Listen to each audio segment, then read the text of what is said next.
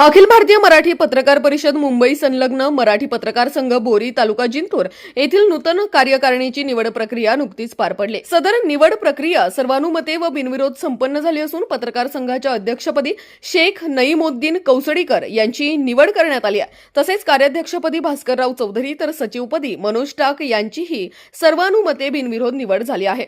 नूतन कार्यकारिणीच्या निवडीमुळे बोरी व परिसरातील पत्रकारांमध्ये उत्साहाचं वातावरण निर्माण झालं असून पत्रकार संघ अधिक सक्षमपणे कार्य करेल अशी अपेक्षा व्यक्त करण्यात येत आहे।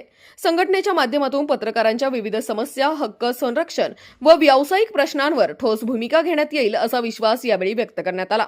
यावेळी संघाच्या तालुका उपाध्यक्षपदी अभिजित चौधरी यांची निवड करण्यात आली। शाखा उपाध्यक्ष म्हणून गणेश ठाकूर व नदीम पठाण यांची नियुक्ती झाली असून कोषाध्यक्षपदी संतोष लहाणे यांची निवड करण्यात आली आहे।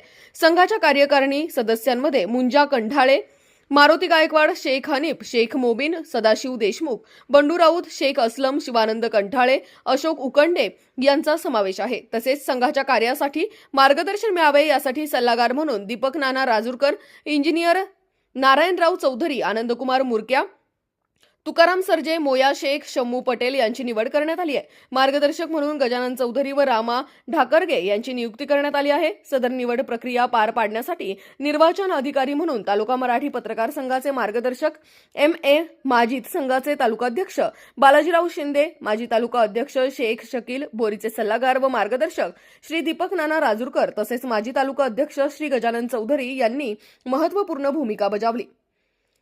नवनिर्वाचित अध्यक्षांची प्रतिक्रिया। अध्यक्ष शेख नईमुद्दीन कौसडीकर यांनी प्रतिक्रिया देताना सांगितले की संघाने माझ्यावर टाकलेल्या विश्वासाबद्दल मी सर्व पत्रकार बांधवांचा मनपूर्वक आभारी आहे। बोरी व परिसरातील पत्रकारांचे प्रश्न, सुरक्षितता, हक्क आणि सन्मानासाठी संघटन अधिक मजबूत करून काम केले जाईल।